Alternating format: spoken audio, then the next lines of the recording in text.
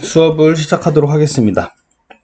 오늘은 저번 시간에 저희가 분류관, 분류식, 함유식에 대해서 좀 봤었죠. 그런 거에 대해서 중간에 매뉴얼들이 있었습니다. 광고 유지 관리를 위해서 사람이 들어가도록 만든 거죠. 그래서 저번 시간에 했던 CSO랑 SSO 간단히 한번 복습해 보고요. 매뉴얼, 그리고 매뉴얼을 관리하려고 하다 보니까는 사람이 직접 들어가게 돼요. 그럼 거기에서 안전관리가 굉장히 중요한데 그 중에서도 가장 중요한 게 산소입니다.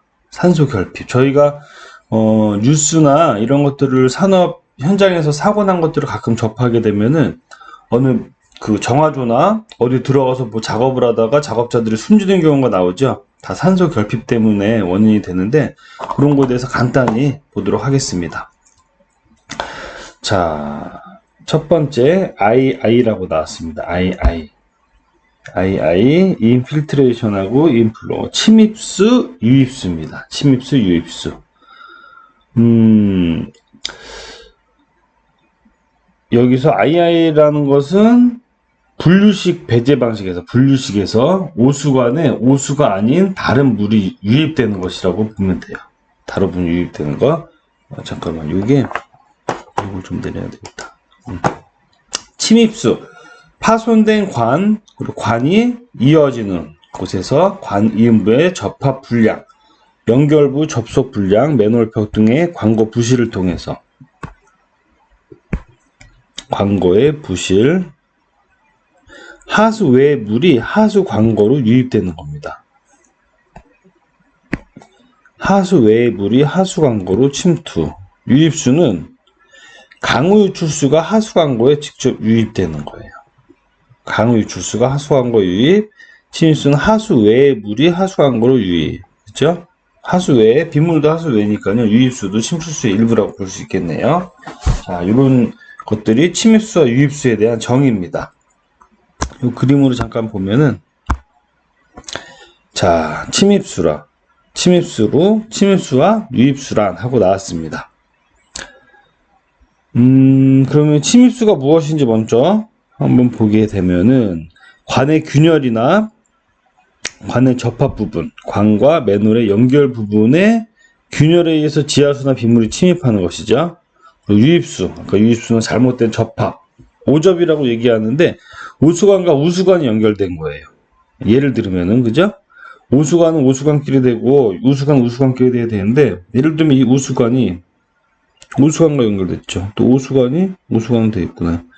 이 우수관이 우수관에서 연결되어 있죠. 이 빨갛게 된 게 유입수, 파랗게 된 게 침입수입니다. 우수관이 우수관으로 되어 있고, 또 빗물도 이렇게 우수관 매뉴얼로 빗물이 직접적으로 투입이 되고요.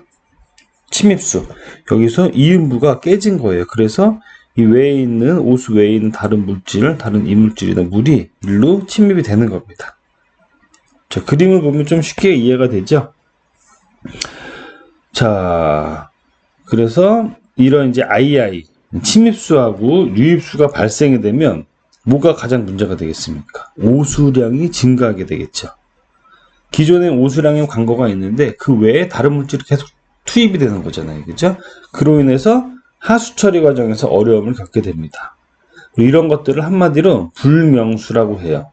명확하게 알 수 없는 불명확한 물이다. 이렇게 해서 불명수라는 용어도 같이 사용을 하고 있습니다. 자, 이게 II에 대한 내용이고요. 그리고 CSO. 자, CSO 저번 시간에 잠깐 봤었어요. 함유식 하수도의 원료수를 줄여서 CSO라고 합니다. 함유식 하수도. 왜냐면은 이 다음에 보면은 SSO 나오고, 이건 분류식 하수도에서 원료수. 원료수는 똑같은데 함유식이나 분류식이나에 따라서 CSO, SSO 이렇게 있습니다. 요거 꼭 기억을 해주셔야 돼요. 자, 함유식 하수도에서 아주 중요한 게 있었어요. 함유식 하수도에만 있는 것, 우수토실입니다. 우수토실 뭐였죠? 그림 보면 쉽게 이해가 될 거예요. 우수토실은 강우시, 비가 많이 오면 빗물량이 늘어나게 되겠죠. 그렇게 되면 곧 하수가 늘어납니다. 하수가 함유시키니까 빗물이 같이 하수관으로 들어가잖아요.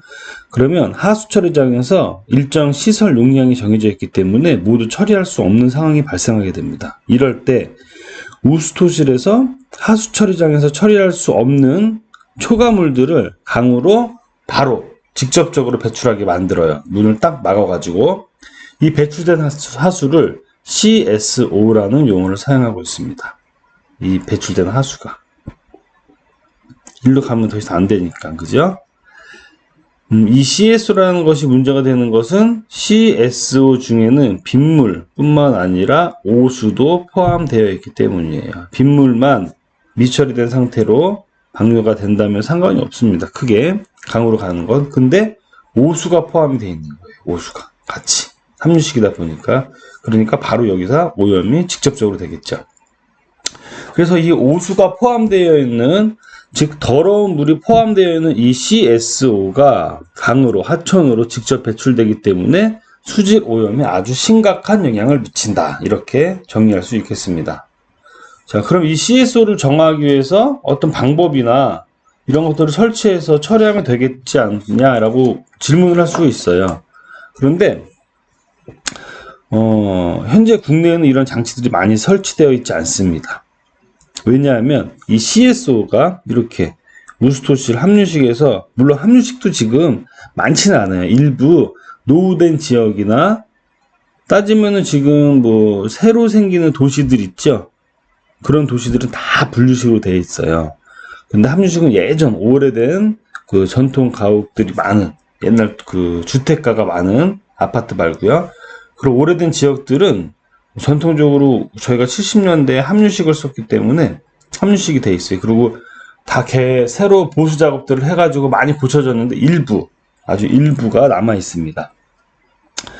자, 그런데 이런 처리 시스템을 저희가 굳이 안 하는 이유가 있어요. 왜냐하면 CSO가 발생되는 시기는 1년 중에 며칠이 되지 않습니다. 물론 이 며칠 때문에 심각한 오염이 초래하기 때문에 이걸 개발할 필요도 있지만, 또 전체적인 거를 보면은 비가 올 때만 발생을 하기 때문에 그 짧은 시간씩 며칠만 사용하기 위해서 그 어마어마한 많은 돈을 투자하는 것이 현실적으로 쉽지가 않습니다. 이런 처리장 같은 거 짓잖아요.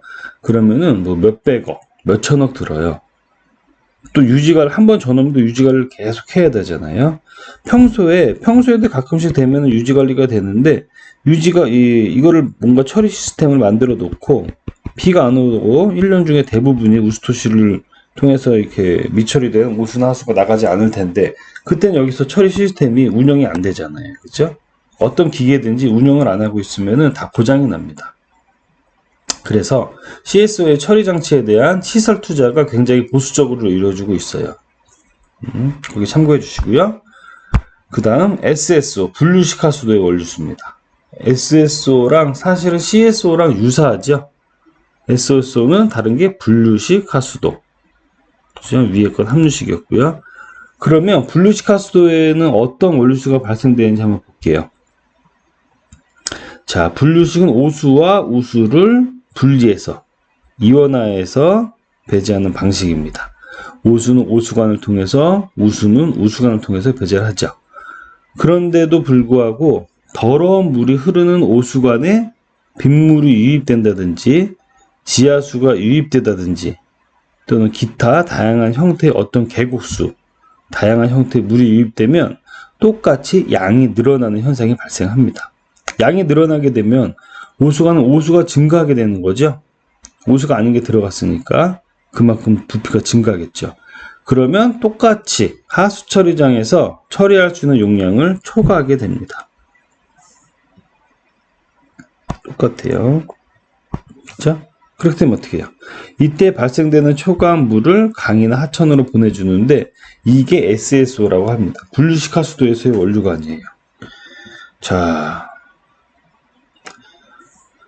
빗물이 이렇게 긴 빗물바지 통해서 하수 강거로 유입이 됐네요. 그렇죠? 목에 수도전 이게 올라갔고 맨홀 뚜껑에서 그대로 올라갔고 하수 용량이 늘어나게 되는 거예요.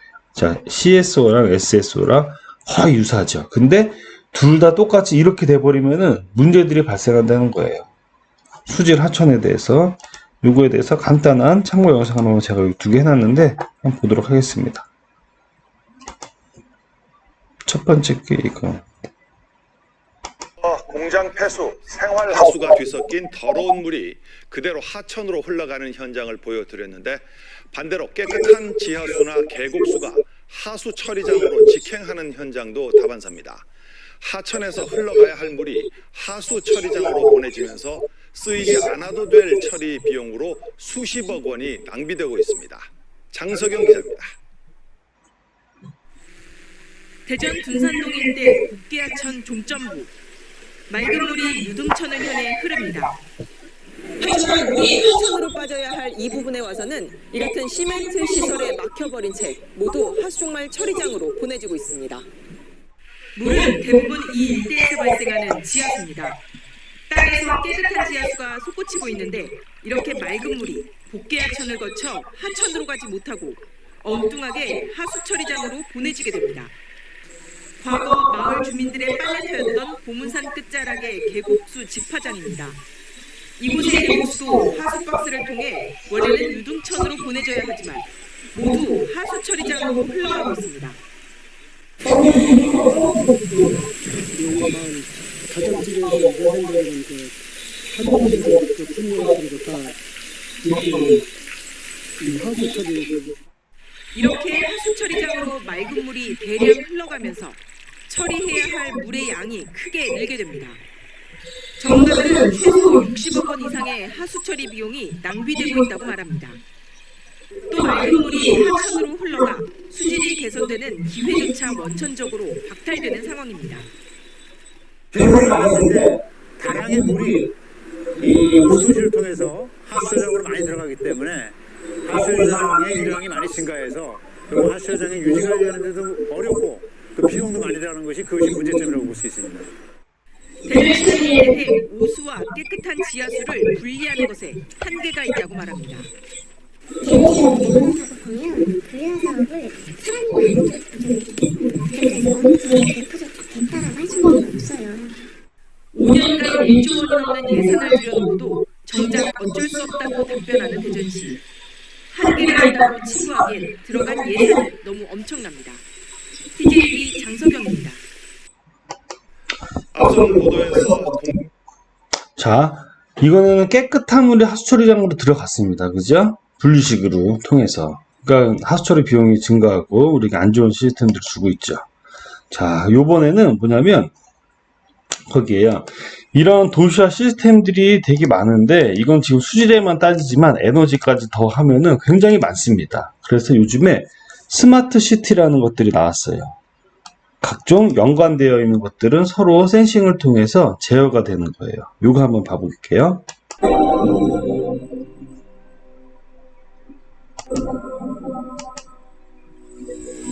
하수관은 노후와 불명수 유입, 불량시공 및 오적 등의 문제로 하천 오염, 악취와 같은 환경 문제뿐만 아니라 도시 침수, 싱크홀 등 시민의 안전에도 영향을 미치고 있습니다. 하지만 지하에 매설되어 문제를 발견하기 힘들고 맨홀 내 유독가스 등 악조건으로 유지관리에 매우 어려움을 겪고 있습니다.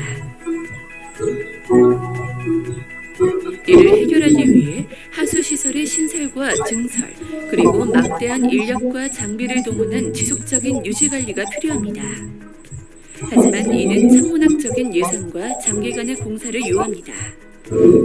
따라서 하수도에도 스마트 시스템 도입의 필요성이 대두되었고 최근 세계적인 추세가 되었습니다. 스마트 하수도 시스템이란 센서 및 IT 기술을 활용하여 하수관 내 유량과 수질을 실시간으로 계측 및 모니터링하여 문제점을 파악하고 처리장으로의 과도한 빗물 유입이나 오염물 유출을 지능적으로 제어하는 시스템입니다. 기존의 유관조사, CCTV 조사, 연막조사 등은 시간과 비용이 많이 소요되고 평가의 객관성이 결여되는 단점이 있습니다. 스마트 모니터링 시스템은 도시 전역 지하에 거미줄처럼 매설된 하수관망의 수위, 유량, 수질 등 각종 센서의 스마트한 설치 및 데이터 전송으로 불명수 유입 누수, 노후화, 싱크홀, 도시 침수와 같은 위험 요소를 신속하고 정확하게 모니터링하여 대안을 제시합니다. 기존의 계측기는 전기 인입과 센서 매설을 위해 도로와 인도를 굴착하고 재포장하는 번거로움이 있고 통행을 방해하거나 감전 위험이 있는 대형 현장 제어반을 필요로 합니다. 또한 무선 통신이 불가한 기존의 이동식 장비는 사람이 직접 맨홀 안으로 진입 후 노트북과 연결해 데이터를 로깅하는 방식이었습니다. 아이솔릭은 스마트 모니터링 기술의 핵심 장비로 배터리 기반의 전송 장치입니다. 각종 굴착 및 포장 공사가 필요 없고 밀폐된 맨홀 내에서도 무선 통신으로 데이터 전송이 가능하며 수위, 유량, 수질 등 각종 센서를 동시에 연결하여 계측할 수 있습니다. 아이솔릭은 가격이 저렴하고 이동 설치가 자유로우며 세밀한 계측으로 문제 지역을 신속하게 파악할 수 있다는 장점이 있습니다. 기존에는 획일적인 계측기 선정으로 부정확한 계측과 잦은 고장으로 과도한 유지 관리가 이루어졌으나 아이솔릭을 적용하면 측정의 목적 및 맨홀 상황에 따라 가장 적합한 센서로 선택이 가능합니다. 유량계, 수위계, 수질계 등을 자유롭게 조합하여 설치할 수 있습니다. 계측된 모든 데이터는 아이솔릭만의 표준화된 클라우드 플랫폼으로 관리되며 강력한 보안 시스템이 탑재되어 PC와 스마트폰으로 언제 어디서나 안전하게 접속할 수 있습니다. 또한 빅데이터의 축적과 관광 및 시설물 관리, 수집, 모니터링, 침입수 및 유입수 분석 등 다양한 분석 기능, 타 시스템과의 연동 모듈을 제공하여 놀랍도록 용이한 호환성을 제공합니다. 한국융합 IT 명품 1호 하수광거 제어 시스템은 강우량에 따라 광건의 유량, 수질 등을 종합 판단하여 하수 처리장의 효율을 증대하고 하천 수질을 보호하는 시스템으로 국내는 물론 해외 선진국으로 수출되고 있습니다.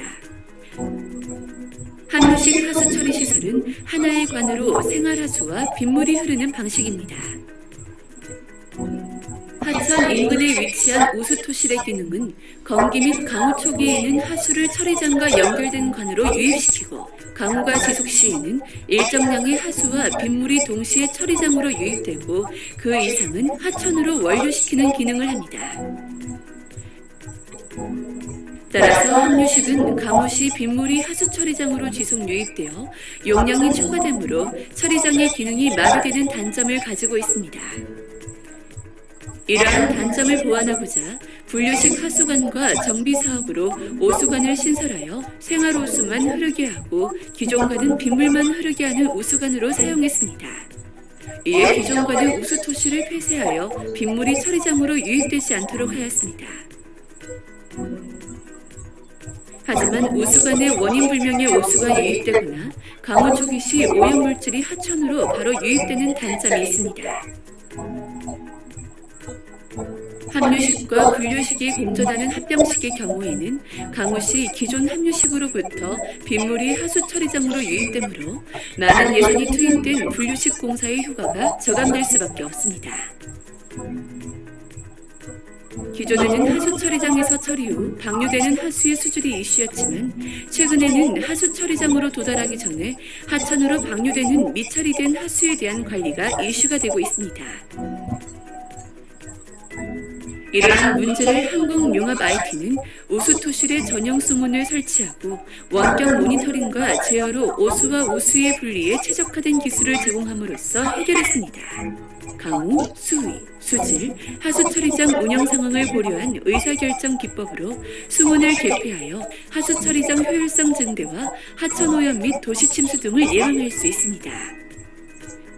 구성을 살펴보면 우수토실에 맞는 센서를 포함한 조절 가능한 전용 수문, 현장 제어반, 수위계, 수질계, 강우계, GIS 기반 제어 시스템 등으로 구성되며 특히 당사가 개발한 유압식 수문과 내장된 센서는 수압과 많은 이물질 상에서도 가장 안정적이며 탁월한 성능을 보장합니다.